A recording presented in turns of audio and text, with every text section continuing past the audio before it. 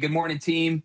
McGuire Tate here with you guys. Anyone that doesn't know me just yet, I'm a part of the DAC corporate team, a broker in the field, growing my team, growing the agency, meeting, greeting, informing business owners as we do as DAC brokers. We like to get here and get right into it every single day. We get, a little bit of time to sit here and be with our fellow DAC team.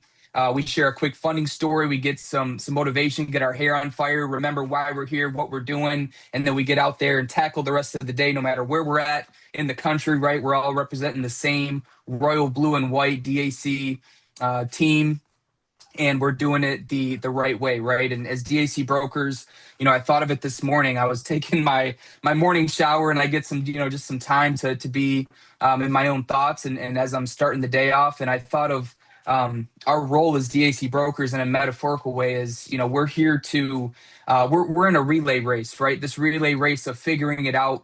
We're not business owners, but we are intertwined with business owners. And sometimes we're in the, I like to call it the trenches, right? Sometimes you're in the trenches and you're figuring things out so that you can make it through on the other side. And, as we're here with these business owners, it's almost like a relay race to where we don't know if or when our resources are going to be, of value or have to come into play for them. But we offer that ability to where when it's time to hand off that baton, we are telling them that we're there to have that passed on to us. So now we can now run our part of the race, right? Which is finding the working capital as quickly as possible, the best offers for their business at that time. So that's really what we're doing is we're offering not only a relationship, somebody that they can lean on or call out to, but we're offering that our part of the race, right? Which is when you need working capital, you want to use us as a resource to see what's available for your business, what your business can qualify for. We're here to take that on and run our part, get back to you so that you can continue taking on what it means to be an entrepreneur, right? Nothing's guaranteed. There's a lot of risk. But with us, give us a day. We'll get back to you and show you exactly what your business can currently qualify for and the best offers, right, for you so that you can leave with confidence and tackle whatever you need for your business. So remember that as we go out every day, we're offering a relationship, but also a promise on our end as a professional to be there when and if and when they need us, right? So I'm going to move right into today's phenomenal funding story, hot off the press from our senior funding director, Wade Cordell. This is a transportation and logistics industry out of Pennsylvania. The broker on this, Impressive Multi-Service Inc. This client, they operate in the transportation industry, which presents always a slight challenge since many lenders are cautious when looking at trucking industry businesses. But on top of that, there were actually two additional hurdles that we were looking at. First being the company's monthly revenue fluctuated quite significantly, ranging anywhere from $13,000 to almost $30,000. So it made the cash flow a little bit more difficult to underwrite from a risk, perspective. And the second part was that the majority of their revenue was received through Zelle payments, which isn't uncommon, but it's rather it's different than traditional business deposits. So many lenders consider that a little bit more higher risk of a payment method. But despite a couple of these little challenges and obstacles we were looking through, the client needed just $14,000. They were looking to purchase very, very critical engine components to get their truck back on the road. Without the truck, there is no logistic transportation company, right? So we secured and funded a $16,000 flex rate funding program for them with a 9-month term. So they needed 14, came back with 6, which is right around, right in that range of what they were doing per month with a little bit of risk there. So that's a great offer, gets them exactly what they need, literally gets them back in action, back on the road for that business. So just another prime example. That business owner said, "Hey, I ran my part of the race. I need you guys to see what we can do to get me back in action." We came back with exactly a little bit over what they needed, and they were able to get those components, get that truck back on the road. So phenomenal job all around to everybody. We come to you with these stories every day, and now that business owner is right back to where they need to be, right? Simple as that. There's no other gray area around it. We did exactly what we needed to do. And if they ever need us again, he knows exactly how that process will go. So great job, team. Great job to the broker on that. Today's message to you guys, I'm going to keep it very short. It's a very, short, impactful message that I have for you. And it's nurturing the not nows. This is something that if you're a pro and you've been working with DAC for a minute, this is something that you are most likely have in your arsenal already. But if you're a brand new broker, or this is something that speaks to you today to analyze in your business, then maybe it speaks to you. So, as brokers, right, we educate on the resources that we offer and how we can align with that business and help. And we direct, right? We educate and direct. We direct them to where they would go once they could utilize our resources, and we educate them on how our resources could benefit them. But the outcomes of once they apply are really not, at the end of the day, up to us. We don't determine what the offer is. We don't determine what they're looking for. There's a lot of things that we don't determine. And so I say that to say that whether it's whether they may have a decline due to NSFs, negative bank days, they could have 1 month that's too low for what we're looking for. The time in business is too short, whatever it may be for as far as the reason that they weren't able to get an offer that specific time. Being a part of being a true professional is nurturing that not now, and a decline reason could be one, or it could be that you've spoken to them and they have a reason that might be coming up in the near future, whether it's weeks away, months away, could be even a thought that might be a year away. Nurturing those not nows is very, very important when it comes to things that I've mentioned before, like staying top of mind with business owners, right? So really being a professional is what helps you set yourself apart, and it sets the stage for that future follow-up for whatever reason it may be, right? So as you know, we have messaging going out to the clients, right, if they are declined. But to be a true professional means if they have a month that's too low, you're note taking, whatever data you're taking from that, it needs to be acted on in the future, right, for whatever notes that you did take. So I'm not going to go into specific examples of it, but you could imagine, let's say 1 month is too low, the first of 3 months, that as long as this next month for them goes well, you should be reaching out right around the beginning of that next month, seeing if, how that month went for them, if they're still looking to get some capital for the business, what it may look like, and truly working with them, not just saying, oh yeah, it didn't work out right now, and hoping that they'll reach out to you in the future when that time comes around. So that's nurturing your not nows, right? Hey, I've got a big project coming up in the summertime. We're in the, coming out of or going into spring right now. It's not a good time for funding, right? But my notes are going to tell me that as soon as those summer months start rolling around, right, June, July, August, they're going to be hearing from me, right? So I wanted to share I was reading my daily devotional this morning, and it just so happened I already had this topic for today planned out, right? Just basically the wisdom to follow up with your clients. How do I talk to these brokers and just let them know that having that wisdom to be that professional, to do what you say you're going to do, to really work with these people with care, right? And I read this, my daily devotional talked about the story of Solomon, the son of David. And, he knew what God had done for his father. And he asked in this troubling time, he asked him for wisdom to help guide the leaders of Israel. And God came back and said, with all that's going on, you didn't ask for riches. You didn't ask for harm to your enemies. You didn't ask for fame. You asked for wisdom to help guide these people. And I think that speaks volumes on what it means to be, how we operate as DAC brokers, because that wisdom allows us to be, educational, allows us to be professional. And if we could, as I'm speaking to a lot of new brokers coming into DAC, there's a lot of things that one may ask for, right? But if I could just spread one piece of my own wisdom to you guys, and as you guys are meeting new brokers, you guys, had phenomenal shout outs to brand new brokers today, is that we just move forward with wisdom, and not worry about all the other things, as David says, right? The noise that comes into our lives daily, inside and outside of DAC.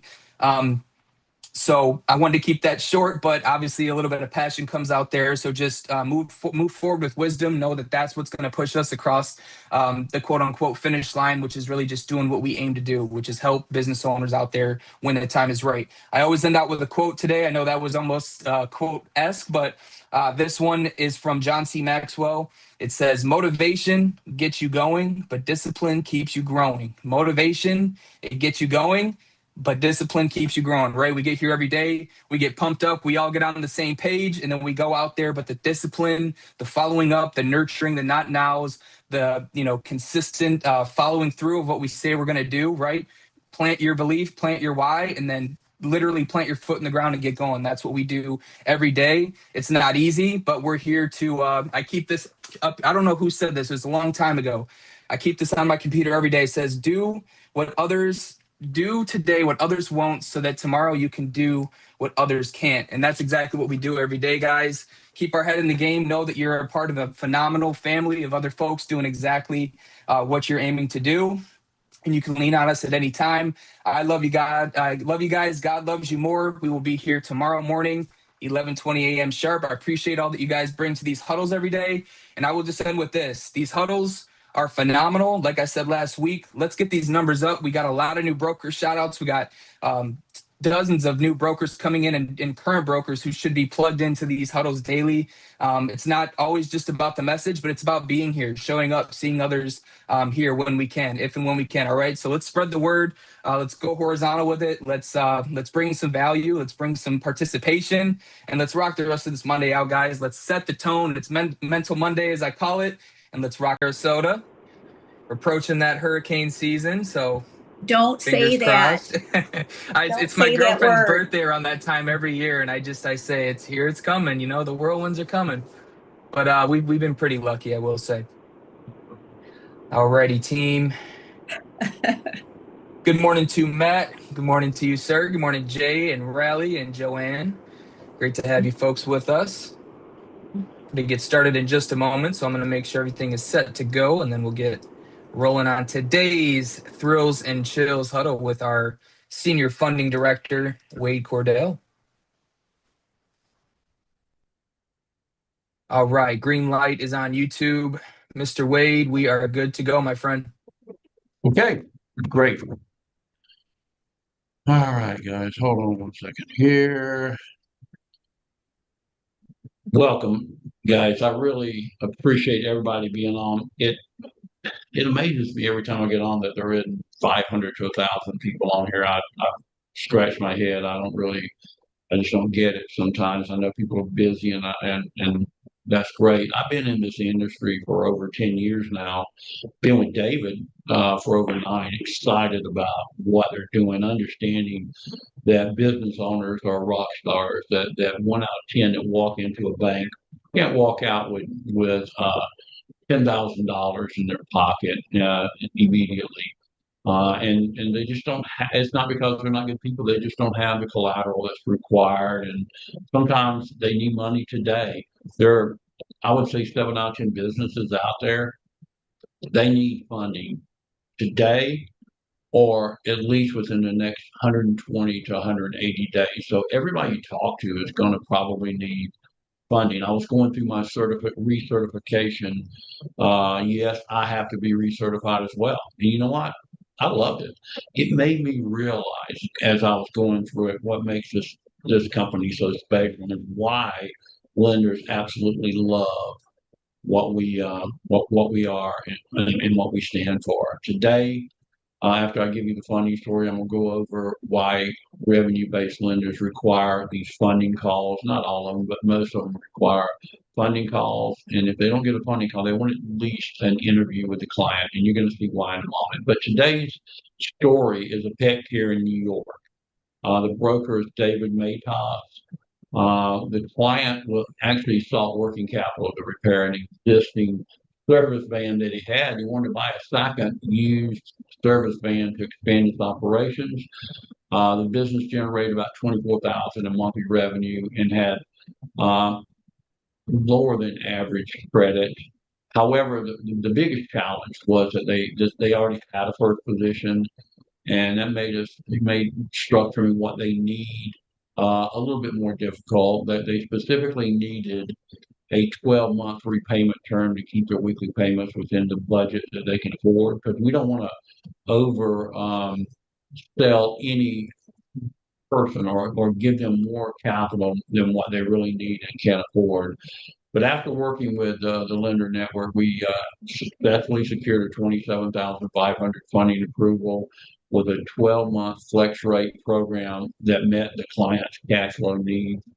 We finalized the transaction and funded it yesterday afternoon. Congratulations, David, for really talking to the client. And from my understanding, this client didn't really know the broker that well, but he knew us once he got to talk to us.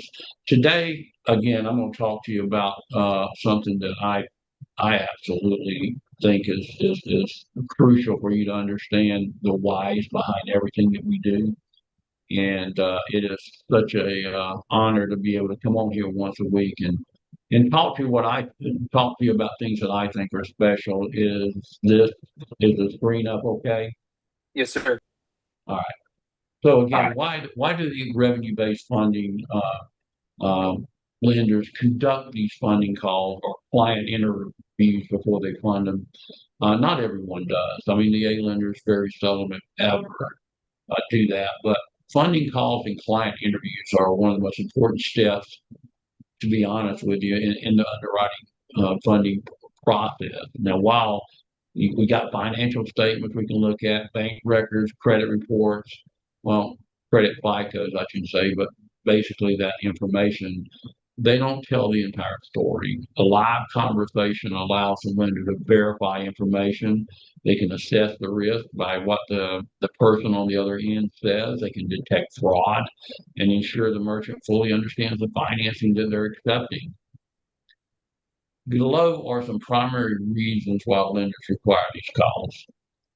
One of the biggest reasons is to identify and verify that they are talking to the right person. And during the call, they're going to go over what is your full legal name, date of birth, business name, ownership percentage, business address, and your tax ID number or EIN, or maybe the last 4 digits of the Social Security number. This is while they're doing the funding call. Why does it matter? Well, identity theft and stolen business identities have become increasingly common throughout this industry, especially. A funding call helps confirm the applicant is legitimate, and he is the one that owns or she that owns the business, and they can have the authorization to receive the funding. It's also a great way to have fraud prevention, because fraud literally costs lenders millions of dollars every year. Funding calls help uncover this, like things like stolen identities, purchase businesses being represented inaccurately, fake bank statements, altered financial documents, synthetic identities. These are people that really are going on a fictitious name. They're going to be able to see all the applications that's submitted by a third party that this person never signed the application. And I'm telling you, experienced funding specialists, they're trained to recognize inconsistencies that may not appear on the documents alone. Another thing is to verify the business operations. The lender wants to confirm that the business is actively in operations. Some of the typical questions they ask is, what does your business do? And if you can't answer that, and we already know what they've given us as answers, then there's something wrong. How long have you been in business? How many employees do you have? Where are you located? What products or services does your business sell? How do customers pay you? The reason this matters is the lender needs confidence that the revenue is generated through legitimate business operations than temporary or unusual activities. Another one is revenue verification. Bank statements show deposits, but not always the sources of those deposits, especially if they use Zelle.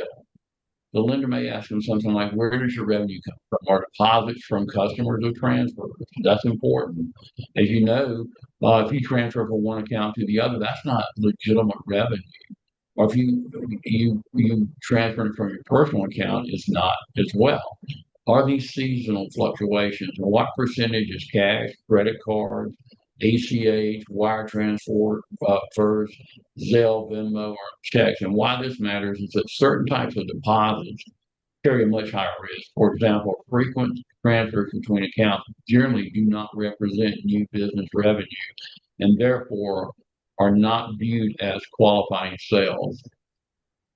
Here are some additional reasons for the funding call and the interview is the verification of the application information just to make sure it's real. Assessment of the business owner just to make sure he knows what he's talking about. Confirmation of banking information, a verification of payment understanding, making sure they know what they're signing up for. And then, of course, we want to make sure that its regulatory and compliance requirements are all met, that they have spoken to us, and they did sign the application. Um, some more typical questions they're going to ask during this interview. It's going to be, please confirm, your legal name, what's your business name, what products do you sell, how long have you owned the business, how many monthly approximately how much is your monthly revenue generating. They don't always ask these questions, but they ask some form of all these. Where all these things, and the big thing is, do you understand the payment schedule and financing terms, and do you agree to proceed with funding? And they're just so you know, they are recording all of these conversations. And the reason they record is for your protection, our protection, and their protection. So many times we had one just this week that this past week, I should say, that the client called and says, I know I've got a couple fundings for you, but it was my guy that ran my company that signed everything. Well, we did all these verifications. We got it all recorded. We know it was him. We know that the client is the one we're talking about, and sometimes they're just trying to get out of pain. But this is a reason that we did the funding calls. But what's interesting is lenders like on DAC, they don't do any of this. They go through a very rigorous application process on their end, not on our end.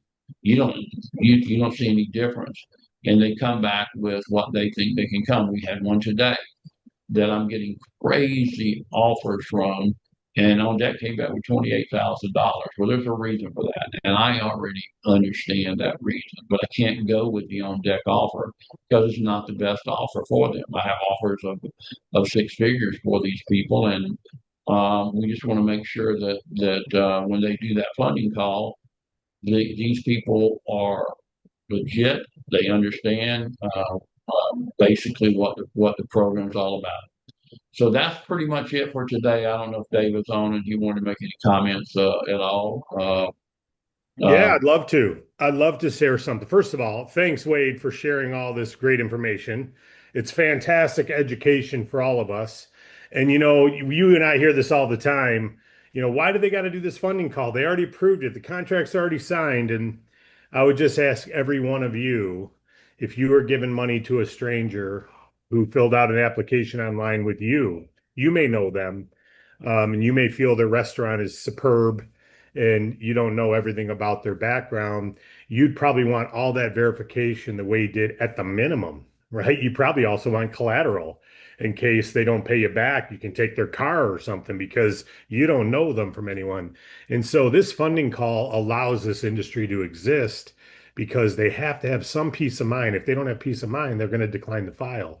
So anytime someone's got the funding call, just remind yourself and remind them that this is all that's required as far as verifying everything you said to be true. That's all we're doing. We're not trying to catch them. We're just trying to verify that what they said is true. And if you go to our pre-qualification, Wade and I were talking this morning, there was a pre-qualification of $47,000. And then the offer came in at $10,000. And the client's upset. Well, what you answered online is not what the reality was.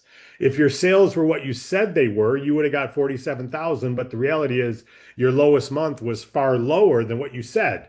So we pre-qualify on stated things, and just like these offers that the lenders make are, if your bank statements are legit, if everything you said is true in the application, if everything you said is true that you do own 55%, if you really are doing the sales you say, then the funding call is just verification of what's already been stated. It's not to catch anybody, but what it does, fortunately, 7% of the times, it causes the file to decline because the person's trying to get away with something, not because we want to get them to sign and do all that work. Wade and his team are doing all this work. We've got all these hours of time into a thing, and then the lender kills the deal.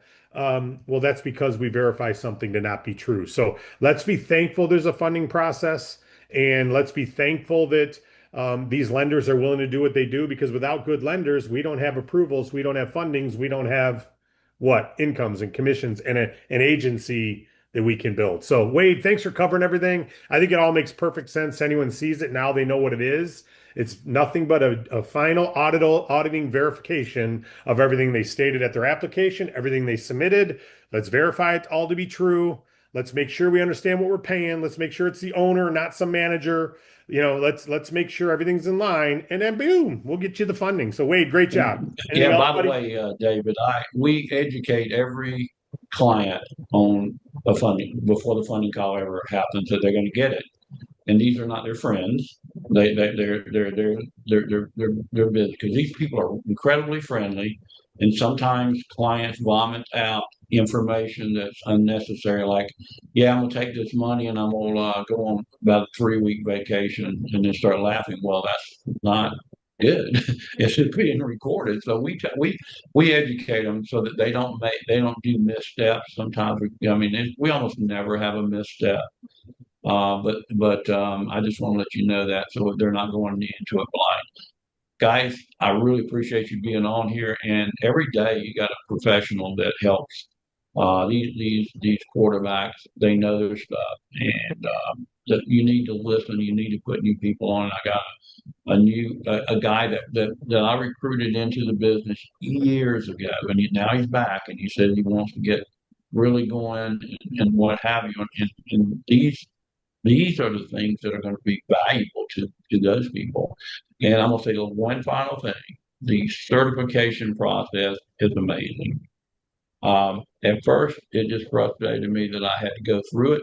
And I said, wait a minute, I need to go through it. I need to know what's being trained out there anyway.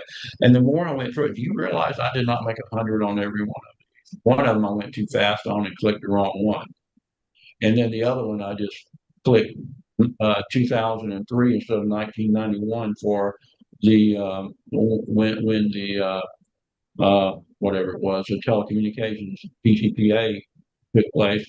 And what was funny about it is, going back through again, I said, man, I took my time, and I looked at it, and I said, this is, if you know just what's on that certification, you probably need to more than anybody in the industry, to be honest with you. So appreciate your time. You guys